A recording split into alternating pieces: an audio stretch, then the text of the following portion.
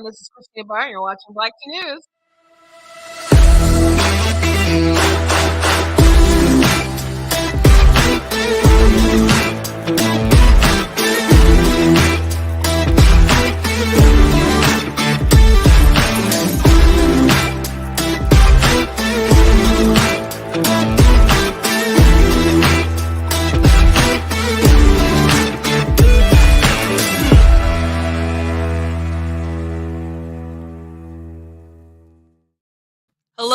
Hello. Welcome to Black Tea News. Today, I suppose you know there's lots of tea today in regards to the Oscars last night, which mostly no one planned to watch.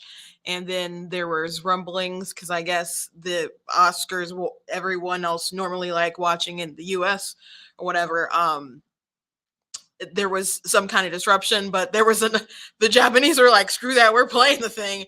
And so their version got leaked, or there were reports coming out that Will Smith had slapped Chris Rock, and by now everyone has basically seen the uncut version of what occurred. So of course everyone has their hot takes about it.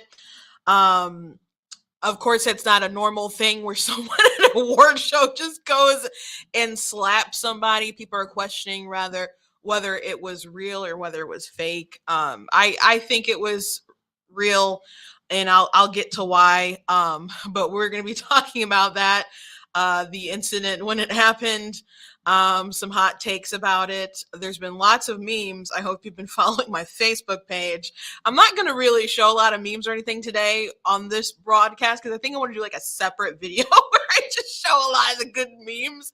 So feel free to send me some if you haven't seen me post certain ones. I think I'm going to do an entire video segment because I want to do like a meme dedicated video on certain things anyway. I want to do some on the Ketanji Brown. There's been great memes about her, but I want to start doing like a separate meme video. So I think the first one will probably be about Will Smith and this incident.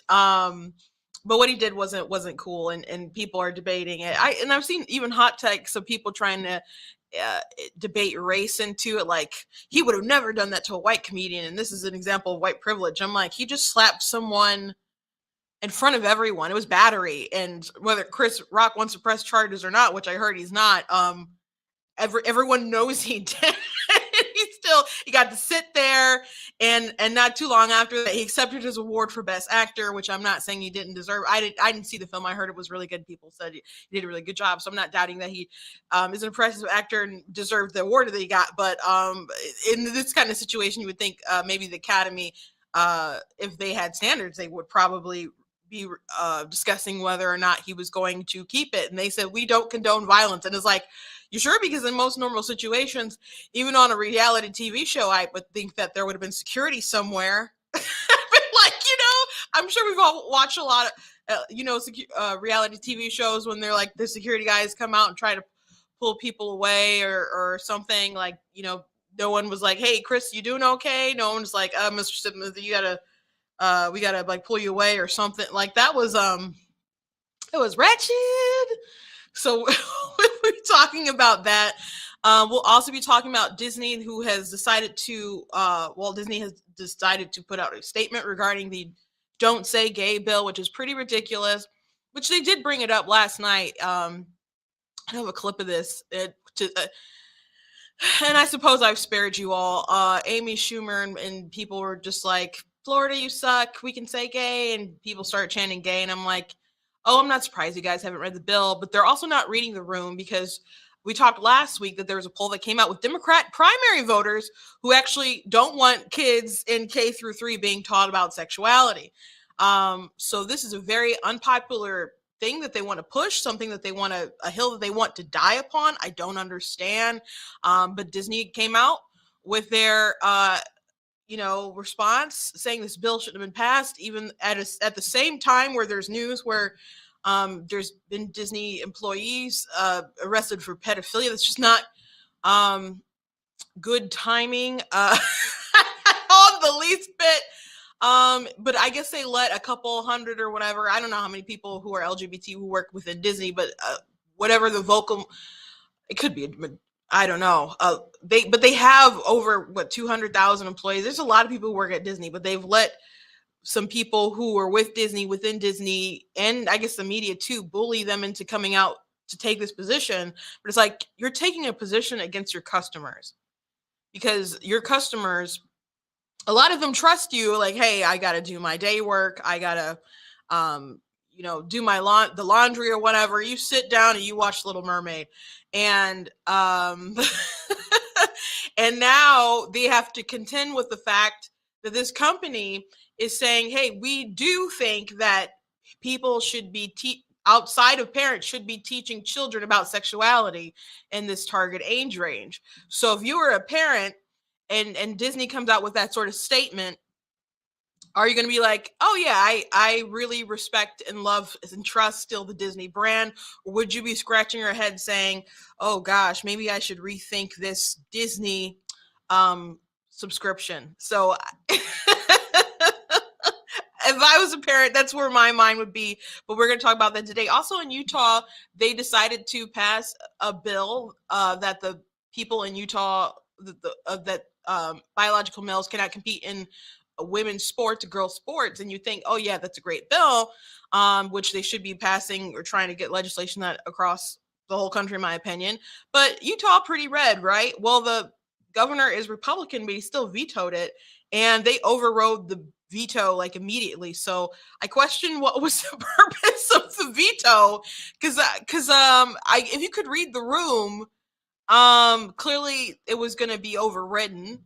And even if it was for the purpose of their questioning, well, we don't want to jeopardize maybe the Olympics um being here in a couple years, but even so, it was just going to get overwritten. So now you just have to deal with the fact that you look like a weak Republican who's going against what I think majority of people actually want. So we'll talk about all those things today. Before we jump into it, I want to recommend that you guys all go to blacktnews.com, check out different content that I have on the website, different articles that I've written, different videos you guys can check out. Make sure to follow me across all my different social media platforms on Facebook, YouTube, TikTok, Instagram, etc. I just put out a TikTok video regarding the Ketanji hearing. So many people were trashing Ted Cruz because he asked her what about Anti-Racist Baby, which is a real book, which have been in libraries and places.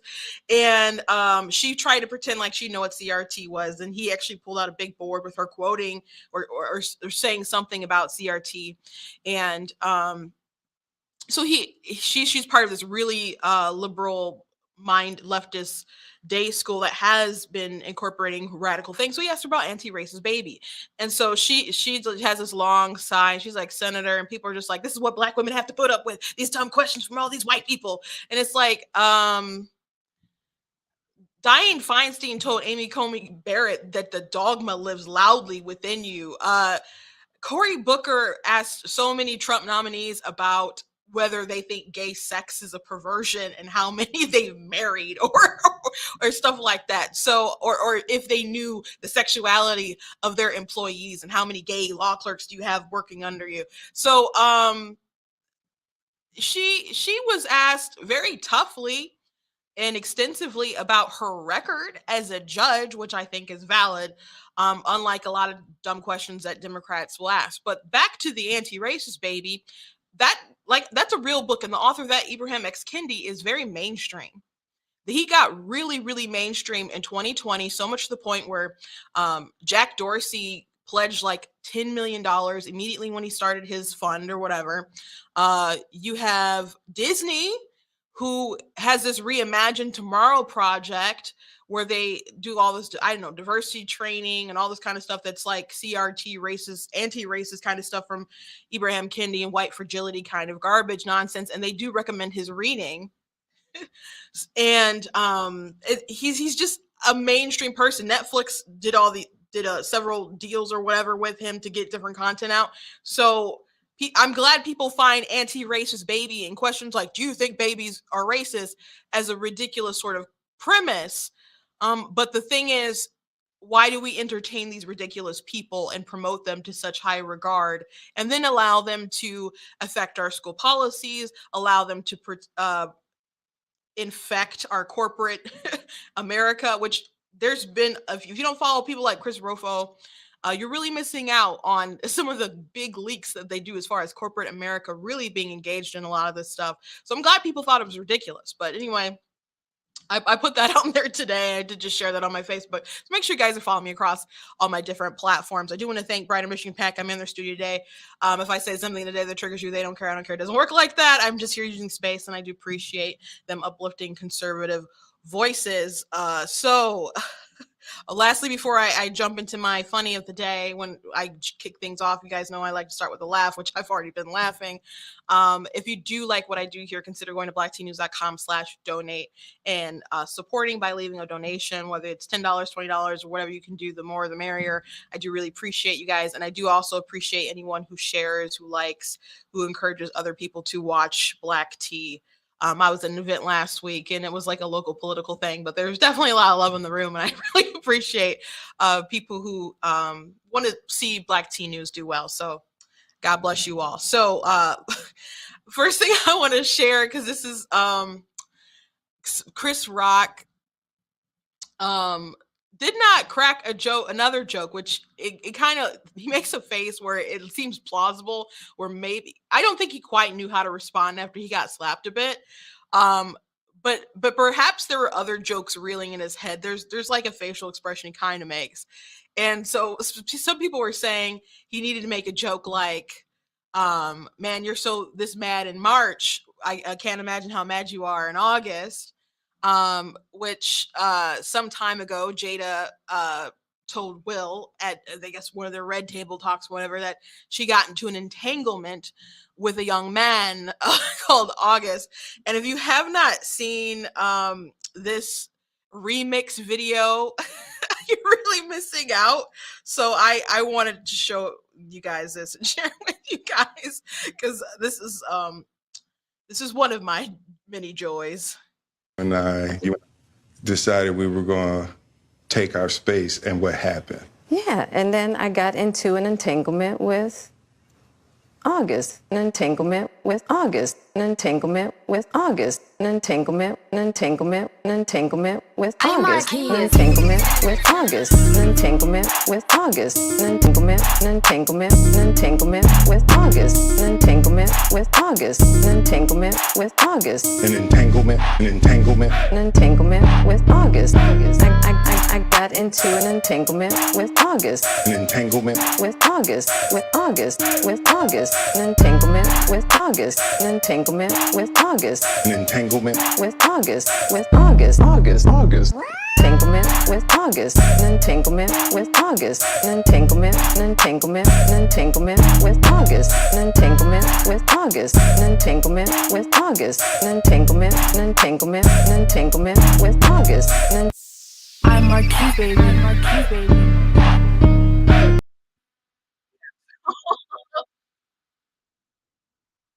I got you. Anyway, back to Will Smith. So, people are asking whether it was fake or not. I thought it was pretty flat. People are remarking that the bigger man found a smaller man, and they're like, "Is that if it was?" So, if you haven't seen it, let's at least start with the video of the incident. I should have a subscribe button, which is try my best to block out some stuff, but I have not. Jada, I love you. G.I. Jane 2, can't wait to see it. All right?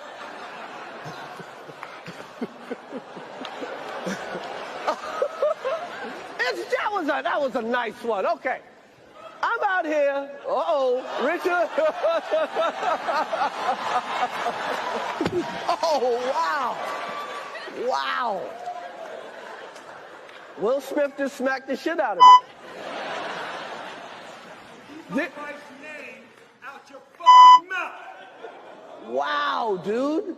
Yes. It was a G.I. Jane joke. Keep my wife's name out your fucking mouth. I'm going to, okay? Okay. That was a greatest night in the history of television. Okay. Okay. So, some I see someone in the comments said that they didn't feel like it connected. I don't know. It kind of maybe didn't quite look like it did, but the reaction that Chris had seemed pretty legit, and I question. People have been asking and questioning what would be the purpose of faking. You could say ratings, or buzz on social media, um, but I just it just doesn't make Will look good. It doesn't make Chris look good. It definitely, but it makes Chris look professional, as in he could go on with the show, and the show must go on. I guess. He I guess kept himself reserved and didn't keep on trash talking or continue on with any physical altercation with Will. But it still, in a lot of people's eyes, made him look like a punk, and it made Will look weak in a lot of people's eyes too. So I don't see it as helping either of them. So I don't know why they would do it. And it doesn't make the Academy look good either. If that would have happened at any other person's workplace, this is Savvy pointed this out, they're like, someone immediately would have been there, police would have been called, they would have had medical acts like, Chris, are you okay? They would have, security would have pulled Will out, but he just got to like sit down and chill there like nothing happened. And they were virtue signaling a lot, and people have made this point that there's so many people that were into the Ukraine virtue signaling. There people who are like virtue signaling against Florida, and there's probably more politics and stuff that they wanted to really rail against and stuff with their speeches and whatnot. But this kind of like, changed the dynamic of the whole night. So I don't know. I think I'm leaning toward the more this is legit, and if it's not legit, that's pretty stupid. But the Academy did come out and say we don't condone violence, but Savvy also pointed out like obviously you do because there's no retaliation that we saw. Like everything could just go back to normal as if nothing else had happened. But if that was some other job, would have been totally different reaction. And the hot takes are really strange as well. Some people are like, this is people's business. I'm just like, wait, they put black people's business in front of everyone. You slapped them out in an award show. The Oscars, for crying out loud. It's not even like an American like black folks. It's global. It was Japan who like people got that stuff first because they tried to like blot it out, but they obviously put it out uncensored. And people had that version before, the English one that everyone was sort of watching. I mean, I guess it was all English, but they had like people who are, I guess, interpreting or whatever. So it's just out there, dude. It's out there. And Jada has been putting their business out there for a while. So people want to say this is their squabble or whatever, and it's nobody else's business. That's really, really not how it works. It's really not how it works. Someone said that this is an example of white privilege because Will Smith wouldn't have slapped like Louis C.K. or anyone else like that who would have made the same joke, which the joke wasn't funny or whatever, in my opinion, not because it was so offensive. I mean, there's offensive jokes that are still funny. It just wasn't very funny. It just wasn't very original. Chris Rock can do better jokes than that. So it wasn't a great joke anyway. And she has alopecia, for anyone who doesn't know, and that makes people lose their hair. I think I didn't know about it until I started watching American Ninja Warrior, and there's one runner named Kevin Bull who really brings awareness to it, and he's really helped out with Alopecia Foundation. And I do have people who it has touched since then that I know, and it's got to be rough for Jada and anyone going through that. So I can definitely understand that look that she had, and that I don't like this joke look. People have pointed out that Will did initially laugh at the joke and then he saw her face, he might not have necessarily laughed because it was a funny joke. That's just something that you bear and you take it, just being in that industry. But once he saw that reaction, then that's when he decided to take action. But still, that wasn't appropriate. These are two grown men at the Oscars. People still fight in the streets like that, I guess, who are grown, but that's just not what people do. Someone was questioning, maybe it was Terry Crews, and said they wanted to fight them or something, and Terry Crews just like, I'm not fighting you. That's what poor like losers do. Like, I'm calling the police. Like, we too grown. Like, adults don't just battle it out in the streets like this. That today in this modern age, it's just not what people do. So it was quite striking, no pun intended, to see something along those lines happening. I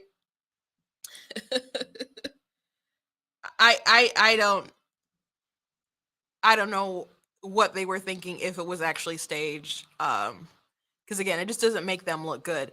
Now, there was a moment that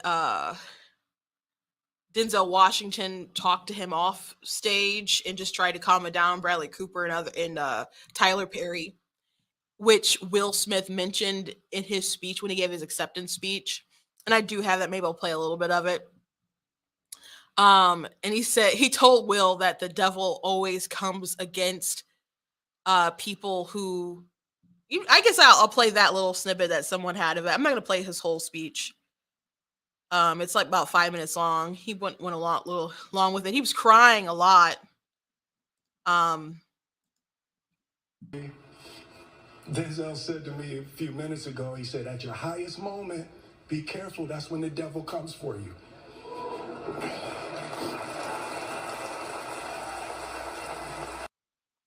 Now, that's a weird time to pause on that video. So I would agree with Denzel, but what about people who are kind of like always chilling with the devil? Isn't he just always kind of there? I mean, Will Smith went on and on about how he wants to be a vessel for love, and he wants to protect people, and he went on about how this film protected the girls who starred in the film, and the people brought it to light, the legacy of Venus and Serena's father and the players themselves. And he did apologize to the Academy. He apologized to his colleagues. He did not specifically in his speech apologize to Chris Rock, which I thought was interesting. If you were, like that, he did. That's the person he slapped. He could have at least apologize to him if he was passing out apologies. But talking about God's work for him and how he wants to be a vessel of love and etc. You guys know I'm very religious, and just some of the work that Will puts out, including his new Bel Air TV show. I just wouldn't say that was God's work. I just wouldn't say that was God's work. And I think it's a really big shift. As a matter of fact, I guess I will show this meme. I did make a meme because everyone's making a meme out of him slapping the face of Chris Rock. And some people have had like place like Joe Biden in America. And there was one where it was like someone slapping like the gas sticker of the Joe Biden. I did that on it. It was really funny. I shared that one on my Facebook. But this is one that I at least put together, where it's Fresh Prince of Bel Air slapping Bel Air. And in my opinion, they took a show that was really uplifting and encouraging, and they just did this deconstruct of the characters. And I get they wanted to, I don't know, make them grounded and gritty and real, but there are families that are successful that don't have all that sort of drama. They made Carlton on drugs. Ashley's like really young in the show. She came out as gay in like episode 3, 4, something like that. Um, there's just a lot of different things with the show that is just so contrast to the I, original family feel of Fresh Prince of Bel Air, and maybe they feel like, oh, we're all adults now, and let's watch this different kind of show. But I just don't like the deconstruct as much as people dislike Bill Cosby because of things that he did in his personal life. He was very protective of his own show with the Cosbys and what they put out and how they were trying to advance Black America. And for example, when one of the actresses got pregnant, they're like, okay, we can write this in the show. He's like, oh, no, we're not about to have a pregnant teenager on the show. I believe it was Lisa Bonet. And he's like, that's not what we're going to do. So she was off the show for a minute. I think they brought her back and she was married and et cetera. So they did eventually figure their way around that a bit. But he was very determined to not have that image of the show because he didn't want to promote teen pregnancy on a show like that and have that image out there, because people do understand when you put stuff on TV that it influences the masses. Like Disney has seen that too, which we'll get to the Disney segment in a bit, but with their reaction with the Don't Say Gay bill before they decided to come out and just say, hey, this bill is stupid, they said, hey, we believe that we can include to make, all this inclusive stuff throughout work and change the world that way. And some of it's their employees were like, no, that's not good enough. I'm like, but don't you understand that's what people have been doing for decades? And so Disney kind of laid out like that's our agenda. But I guess they want to be beyond just putting it in front of your kids on the TV screens. They want to now just say, hey, we're going to kill legislation like that. That's what some people were asking for. They're like, you stop bathroom bills, you should be able to stop the parental rights and education bill that they call the Don't Say Gay bill. So people do understand the power of entertainment. Bill Cosby understood the power of entertainment with his TV show. A couple weeks ago, I did a live with two of my friends who have had on my show before, and they're Black content creators. One is more libertarian minded, the other is conservative. And then this other guy, this white guy. And so the white guy, his name is, I'm blanking on his name. Oh my gosh, he's such a good content creator. I'll have to find it. I feel so bad. But he was talking about how he grew up in a pretty isolated away from Black Americans. And some of these TV shows really kind of gave him his ideas of Black people. And he liked the shows like The Cosby and Fresh Prince and so on. He said he had family members who were quite racist, but he really enjoyed the sort of images that they were putting out with different shows like Fresh Prince and so on. And so as he was talking about how important some of these shows were to him, and I know that they had a profound impact within Black culture, period, and just I guess American culture, period. And then I'm just like, but today we have, Real Housewives of such and such and all this ratchet reality TV, and that's what we decide to project to the world nowadays. So I don't like the deconstruction of Bel Air that they decided to do. And I don't know, I just don't think that was really becoming of Will to get up and talk about like all that stuff after slapping Chris Rock. And his speech which he did not apologize specifically to Chris Rock, but his speech should have really been more along the lines of, and I didn't see Spider-Man Far From Home because I'm still mad at Disney about a lot of different things. But if you saw Spider-Man Far From Home, and just a spoiler alert, when Doc Ock is like cured and stuff, and he sees Peter from like the Tobey Maguire Spider-Man, and he's like, oh, brilliant but lazy, which is a callback from the original film because that's what Connor said about Peter. And he's like, are you doing better, or how are you today, or something? And Peter said, I'm doing better, or I'm trying to be better. That should have been Will Smith's speech. Like I'm trying to do better. And he could have even included the part about what Denzel said to him and been like, I'm going to try to do better and be better. I love my family. And I worked hard for this, and there's other people who worked really hard for this, and this award's not for me right now, it's for these guys. And even if the Academy wanted to take that award away and like give it to someone else in that category, I can't see someone being like, "Yeah, this is my award now," or they'd be like, "No, this is Will's." So it is what it is. If the Academy wanted to like revoke it or something, they should have like paused the show. They really should have paused the show, period. And reconvene and figured out who was going to get the award instead of him. So it's messed up. It's really messed up that Will did that.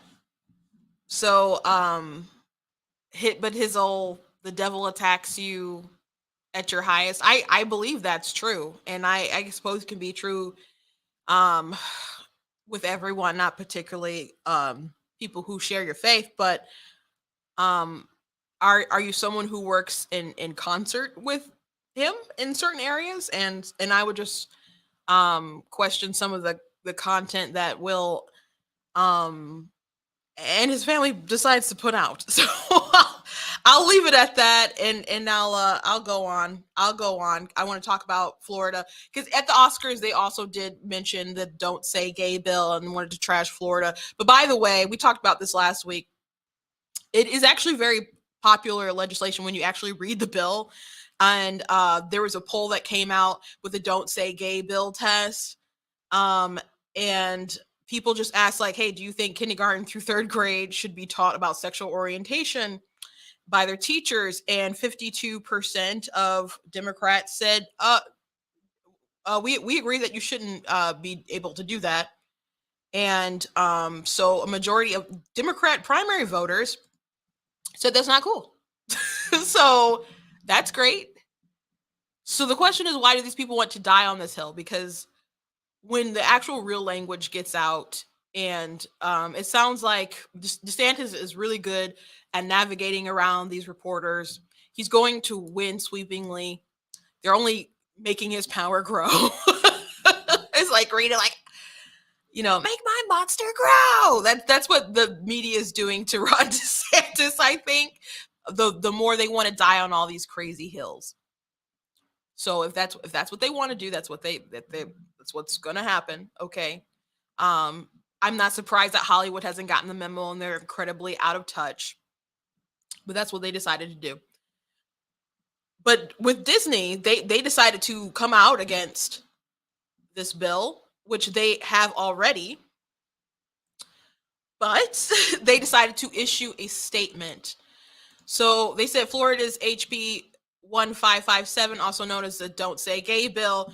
Notice that they did not say the actual name of the bill, the Parental Rights and Education bill. They call it its propaganda name, which is trash. You call it its.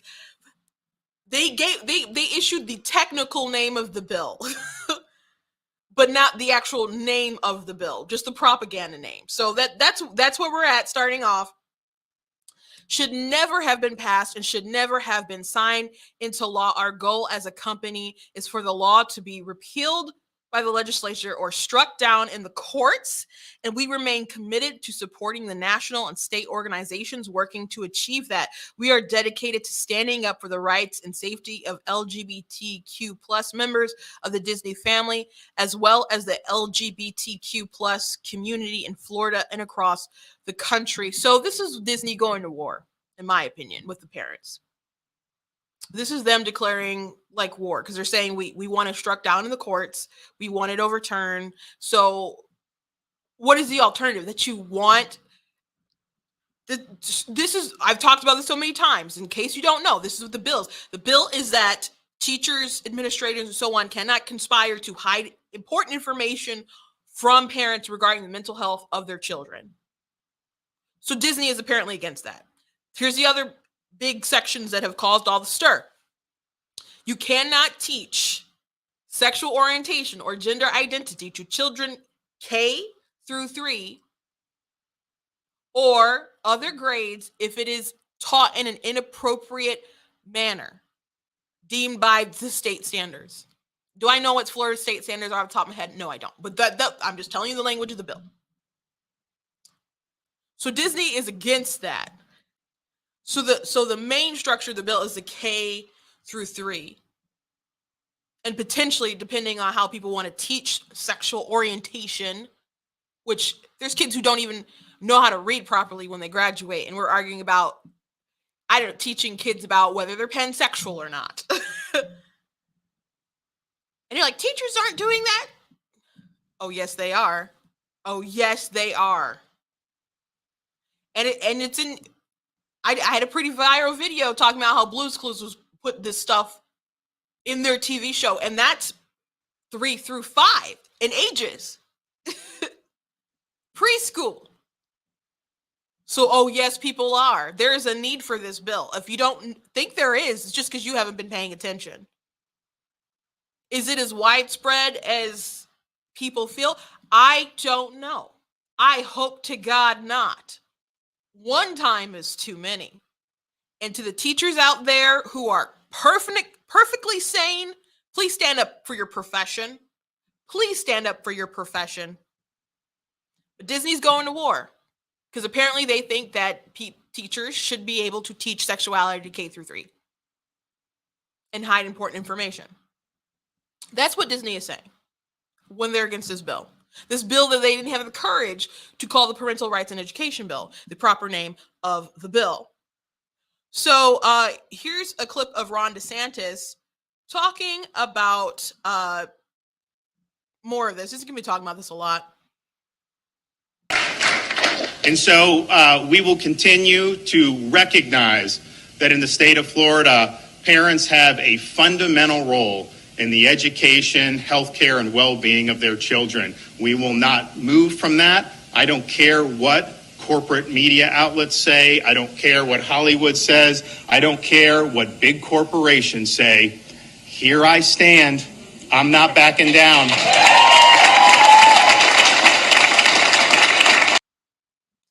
Go, Ron DeSantis. Do. like they're just gonna make the monster grow. I don't understand the end game with these Democrats, but they're for a world of hate. So here's actually a parent that is describing one of the reasons why they actually do need this bill. As I said, and I've quoted this story in or referenced it in different articles that I've written regarding this issue and this bill, and why certain things like this need to exist. But I have not actually heard until today the actual testimony of this parent. September of 2020, my daughter told me after school she had a meeting with school officials that was held behind closed doors where they asked her which restroom she wanted to use. I immediately contacted the school and was told by the guidance counselor and assistant principal that I could not be given any information regarding the meeting and that by law, my daughter had to be the one to authorize my notification of the meeting or attendance to the meeting. In other words, school officials asked my 13-year-old child her permission as to whether or not my parental rights would be honored. After many weeks of going back and forth with the district, we learned the middle school had created a transgender, gender nonconforming support plan with our 13-year-old daughter without our knowledge or consent. The plan was a 6-page document completed with my daughter behind closed doors with 3 school officials that included the guidance counselor, the assistant principal, and a social worker I had never met. So I just want to point out before she goes on that there's a lot of people out here who are just like, oh, it's the, you know, so there's all these red flags. If these kids don't want to talk to the parents, if the kids don't want to talk to the parents. When there's these activists who are putting these ideas into these heads of these kids, there's incidents where people tell parents the kids not to tell their parents certain stuff, or they're like, how are they going to accept this? Are they going to accept you? Are they going to, or they scare them, they shame them or whatever. This isn't related to the LGBT bill, but someone told me the other day a story about how, I think it was a friend of theirs, they got pregnant and the administration told them not to tell her parents about it. And I was so angry hearing that because I'm like, what is the end game with that? You can't hide something like that. Like, time's gonna give it away eventually. So what was the point of that? For her to eventually like round up enough money, then go to an abortion clinic or something? Why not alert the parents. And what actually happened was that the parents ended up raising that baby for 6 years of its life. That's what happened. So you got to understand, there are children do not always make the best decisions. Children do not always make the best decisions, and there's teachers who are awesome, who are great, who can have an impact on students' life, and some of them are not good in the long term. But they can certainly have great positive effects. There's teachers that I really like. There's teachers who I don't care for and didn't care for, and I love with the love of Jesus. We'll put it that way. But that's what I got to give.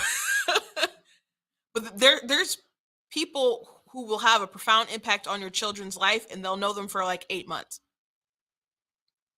They don't have a long-term investment in that child other than that, but they may leave permanent scars. It's the parent who clothes them, who feeds them, that if something goes wrong, they will have to buy the casket and bury that child. So for people to pretend that these teachers, these administrators, who I have the utmost respect for, but I don't, until the point where it's you feel that you have to overstep your boundaries. That's where we got a problem. That's where we have a huge problem. During the meeting, they asked her questions that could have significantly impacted her safety and her physical and emotional well-being, such as which restroom she preferred to use and which sex she preferred to room with on overnight field trips. The plan also directed school staff to use my daughter's birth name when speaking to us, her parents, and to use a different name in school with teachers, staff, and students. That bathroom thing, or the overnight thing, that's really crazy. By the way, there was a school where they had staff who identified as, or it was a camp. I can't remember exactly if it was a school, but I think, yeah, it was a school, and they had a camp or something, and there was staff who identified as female, and they could not confirm whether or not there were people who slept with the girls who were biological men. And the parents were too nice about it. The parents were way too nice about it. Oh my gosh. If first of all, that couldn't have happened, that because I would not, they could have tried me. I would have been the child that would have been like, "Now we're not doing this. Give me a phone. Call my daddy right now." Oh my gosh. Oh my gosh. Oh my gosh. I can't even imagine. Sometimes when I tell my dad these stories and ask him what he would have done, the looks on his face. Oh my gosh, how lucky he's a man of God. Oh my gosh. Let me go on. This plan directed school staff to conceal from us that this meeting and plan had ever taken place. When parents are excluded from critical decisions affecting their child's health and well-being at school, it sends the message to children that their parents' input and authority are no longer important. This created a huge wedge between our daughter and us because it sent the message that she needed to be protected from us, not by us. Exactly. There's people who are trying to build a wedge between the parents and the children. And I don't understand that, because at the same time, a lot of this stuff is going on. You have to understand that if something happens, the school may have an interest in protecting itself. Like, we can go back to Loudoun County, where there was the girl who was sexually assaulted in a bathroom by a boy in a skirt, and the superintendent's like, "We're not aware of any incidents that have happened in a bathroom," knowing full well that he was lying about that the day that the father was there. And the father got upset and rowdy, and he ended up getting arrested. And pictures of his belly hanging out and stuff with the handcuffs behind his back plastered all over the internet. And the headlines from that was used and cited in a letter from the National School Board Association that was coordinated with the White House to the DOJ for them to be like, "Hey, can you use the Patriot Act on some of these parents?" So when you have incidents like that, it seems very strange to me that there are people out there who want to take the side of the schools over parents. And there's too many people assuming that the parents are the bad guys in this situation. Like, every single parent is just a potential abuser, or probably the abuser. That's what it seems like the people who are pushing back on these sort of bills, the sort of assumptions that they're making. So in this case where she's describing with her child, the school is the one who set that precedent of you can keep these secrets. This can remain with us. You can not tell your parents stuff. we can have all these secret things. We can suggest these things to you. You can sleep in a different room with people who are not your same sex if that's what you deem that you want. And we can keep this all a secret. And you can just keep this between us instead of going to your mom and your dad. That is sick. That is sick. And if that's what you are stand for and that's what you're supporting, that's what you're fighting for, we do not have middle ground. You are my enemy. And I don't have time to be nice about that. I just don't. I hope people understand the sort of things that they are standing behind. But I don't think a lot of people have really thought this ideology through to the fullest. I don't think people are really considering it. But that's what you're supporting. So you need to take a principled stand and take a principled stand against the people who are pushing this. Unfortunately, a lot of you people are going to have to take a principled stand against, your Disney Plus and you like your Marvel comic books and movies and all the other kind of stuff. But if that's the war they want to make, I want them to change course and retract that stuff and get to the point where many of their employees who are trying to be non-political, who are conservative minded or Christian or just want to remain politically neutral and just make the magic of Disney. They released a letter. We went over that, I think it was last week, where they're just like, we think it's important to have things that are not political, like entertainment, and just have things that will draw us together. We kind of need that mental safe space as a nation, as a society, to say, hey, I like that we don't talk about Bruno's song, and not to argue about gender bathrooms and stuff. But if Disney wants to go this route where they're saying we want to kill legislation like this, that it should not exist, that this should not be a thing across the nation, and we want to kill it in the courts, you're my enemy. You're my enemy. Social transition is a medical and mental health intervention that can lead to significant decisions that will impact the child's mental and physical well-being. Often, social transition is the first step toward medical transition, and schools are grossly unqualified to be taking these steps without parental involvement. Unfortunately, what happened to my family is not an isolated incident. I have been contacted by parents all over our state who's had their rights violated in this same manner. Parental involvement in a child's education is considered by many education experts to be the most important factor in student success. This is well known and documented, yet schools have been systematically cutting parents out of critical decisions being made with their children, painting them as enemies to their children with no due process. Parents know and love their children more than anyone in this world. I have always told my children my number one job is to keep them safe, and this school took that away from me. For the safety of our children, these parental rights violations must stop, and school districts must be held accountable when they break the law. Thank you, Governor, for signing this law.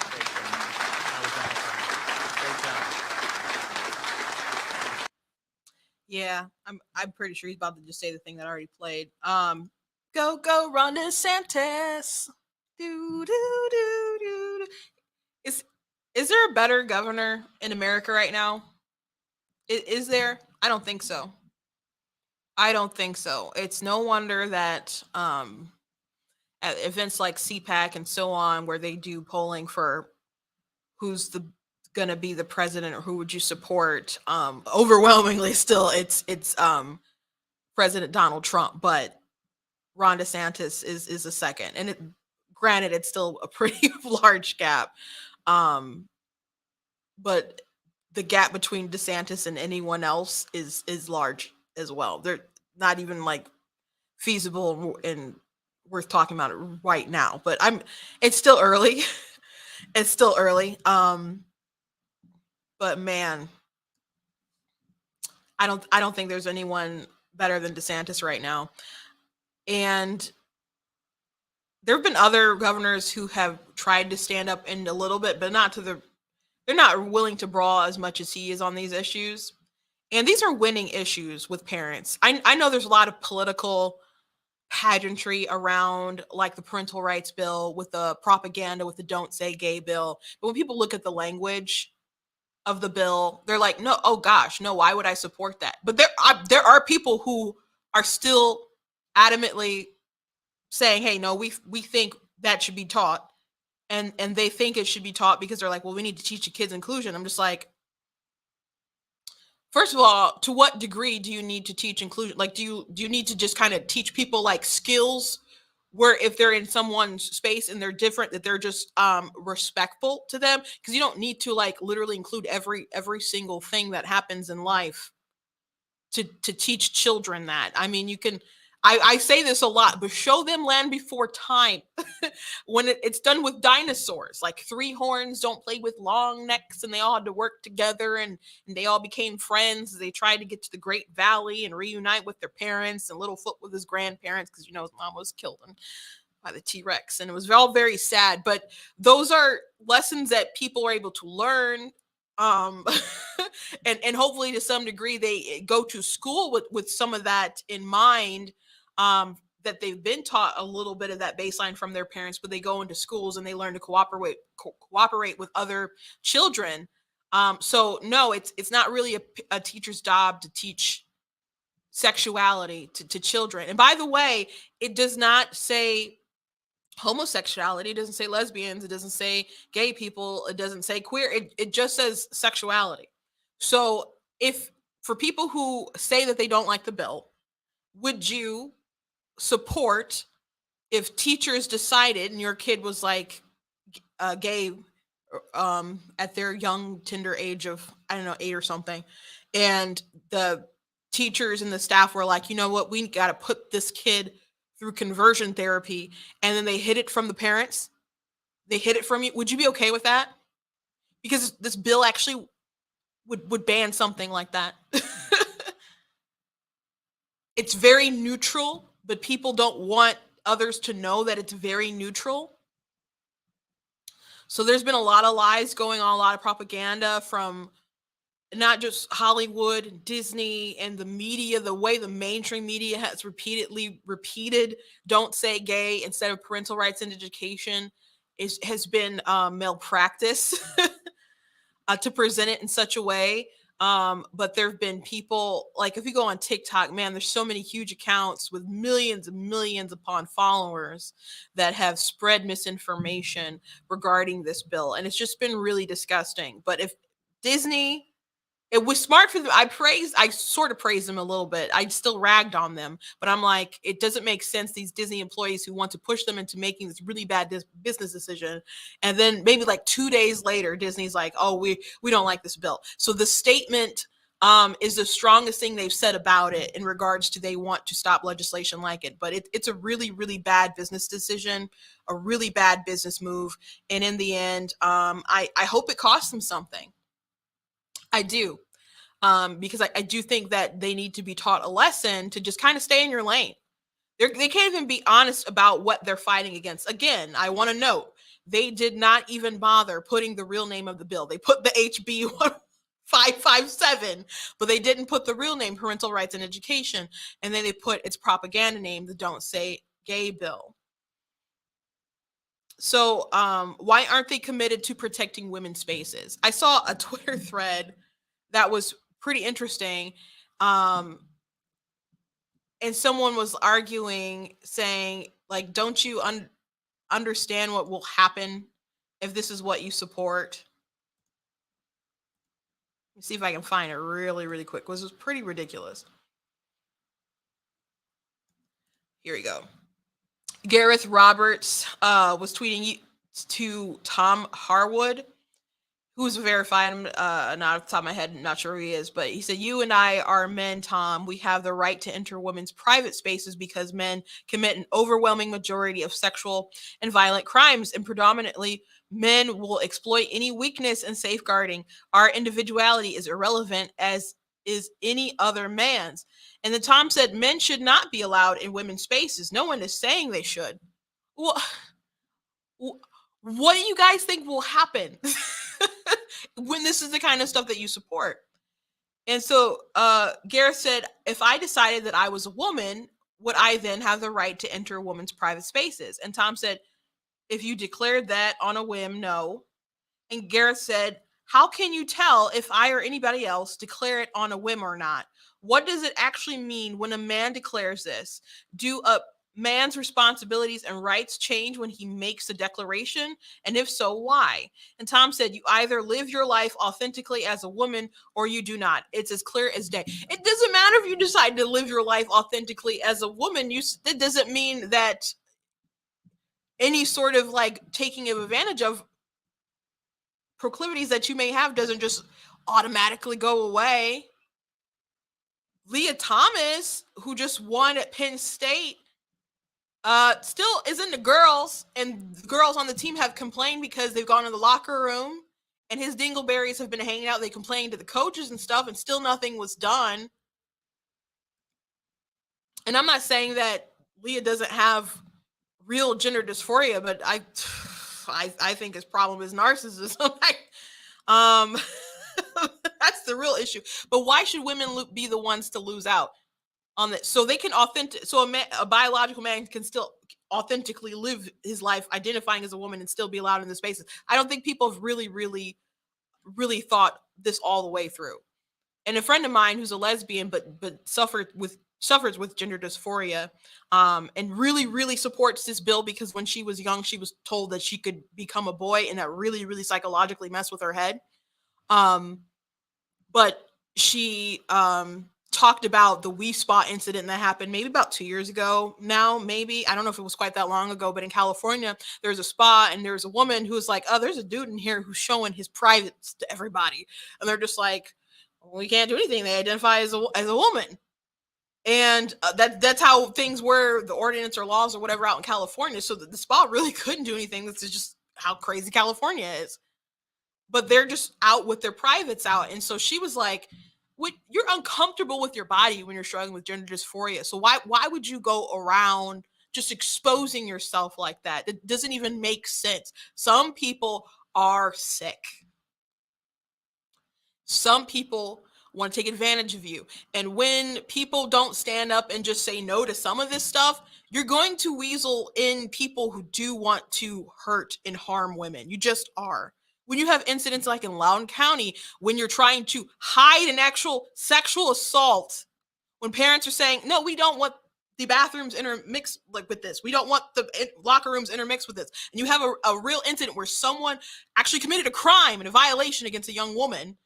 People are willing to hide that and cover that up because they have an agenda that they'd rather push. And when people know that you are so devoted to this ideology, of course, someone is going to come along and take advantage of that and hide in your goodwill.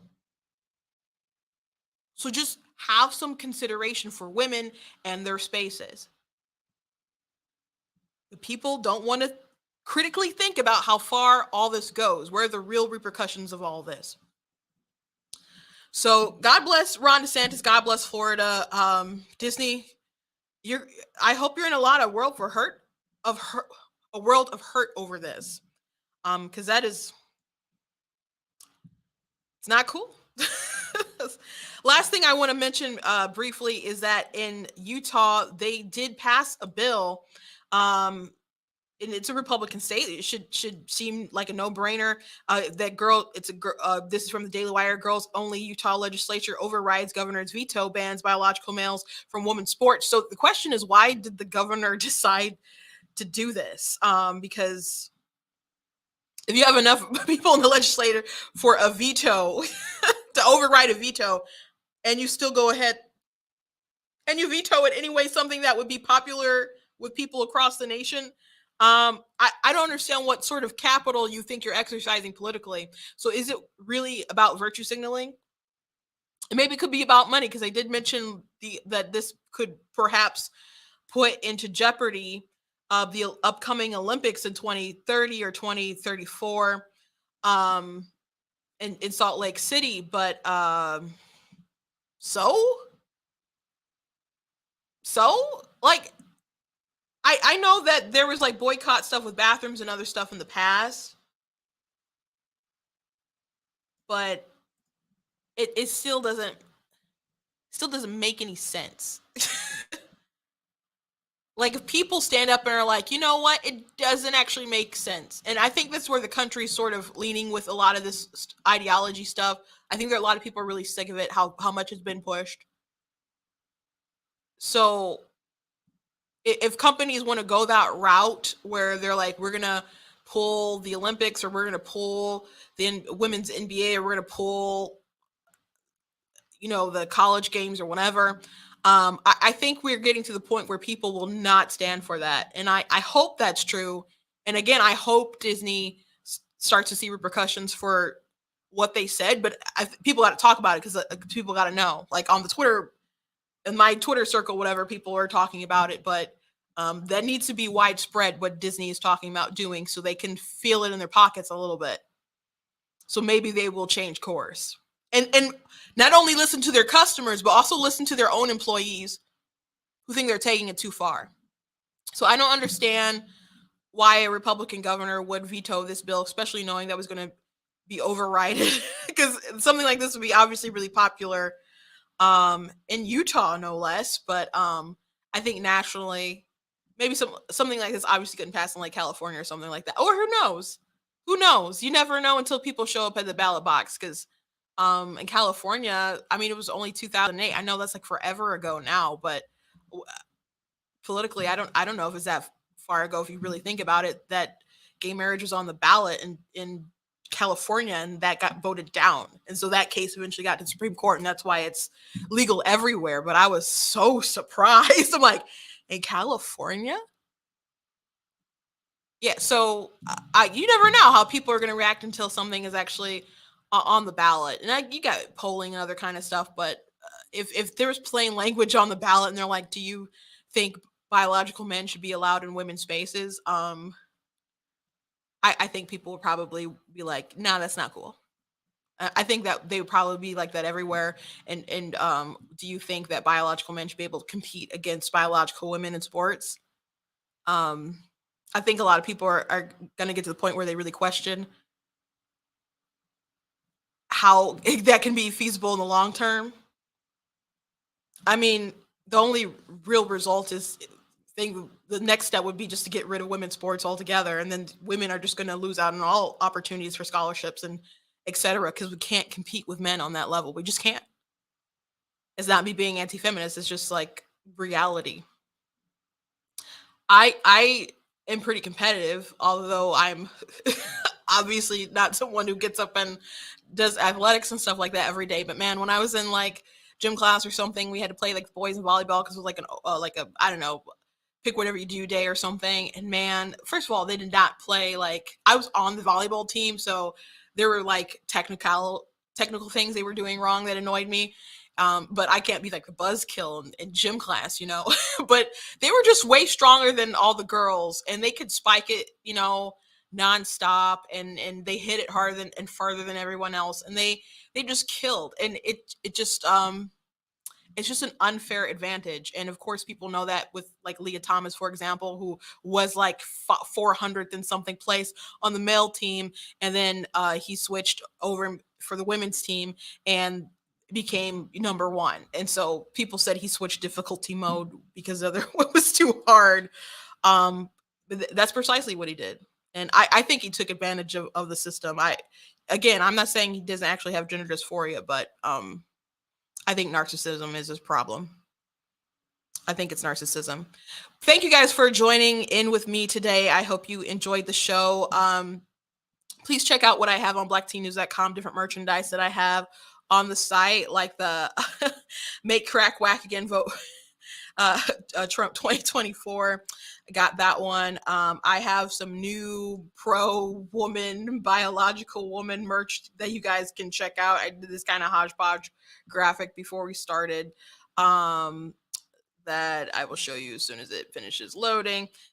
So we got the XX Club lifetime membership. And we got that in hoodies, we got it in crop hoodies, we got it in t-shirt dresses and regular t-shirts. Also got this cute little skirt that has like excess chromosomes on it, and it says girl, girl, girl, and the gender female sign. And then you got the X-Woman shirt here on the end that's just like, I was thinking about X-Men, like the 90s. And so there we have with that. So you guys can check out different merch that we have on the store, blacktnews.com. And we also have things like the goat hoodies that people really like. And before I close out, I do want to say, consider supporting other content creators outside of these companies that hate you. Eric July says you should spend more than 50% of your money on people who hate you. And he's starting his own comic book company. Again, I haven't read it yet. I will look at it. If it's trash, I guess I won't support it, but hopefully it's really good, and he can make something kind of compete, because like Marvel, DC, a lot of their stuff is really not good right now. Daily Wire, they got into a fight with one of their sponsors because their sponsor dropped them because it was like a razor company, and they're like, it's fine if sponsors leave. They leave all the time, but they like trashed them on the way out over like a view of, think of Matt, like Michael Knowles or something. And it was like a Twitter account who pointed out like something he didn't like, and they had like 4 followers or something. And so they're like, oh yeah, we're going to drop Daily Wire because we don't like their views or whatever. So Daily Wire just started to make their own like razors. And they made this 3-minute ad. It's got millions of views, and it was the most pettiest thing I've ever seen. And then they made billboards or put up posters right across from the company's headquarters. And the website is IHateHarrys.com. So it's pretty hilarious, so petty. But they did get a lot of people who were subscribing to buy the razors. So they are making alternative companies to compete with people who don't share your ideology, who in the end want to see you defeated. So consider supporting other content creators. And I said all that to not only point out that other people are trying to do stuff, but I do write books and other things like that. So please go to blacktnews.com and consider checking out my different things that I've created. I do have Super Kid, which is a chapter book for kids. That's loosely based on some stories about my dad when he was a little kid. So these stories are near and dear to my heart. And they have good conservative values within the book. So, and they're not political books, but they just have good, wholesome values within them. So consider getting Super Kid. And I have 15 books that are published, 1 fiction, 1 nonfiction, the rest are fiction, up from middle grade, what I have published, to like new adult. And I do have like picture books written for kids, but the illustrations aren't finished yet, but there's more to come. So, consider supporting other people who are trying to do something, who share your values. So you can find all that at blacktnews.com. When you go to merchandise, there's a banner that'll take you to my book website. All my stuff is on Amazon. God bless you guys. I hope you enjoyed the show. I had a lot of fun, a lot of laughs today, and I'll see you tomorrow.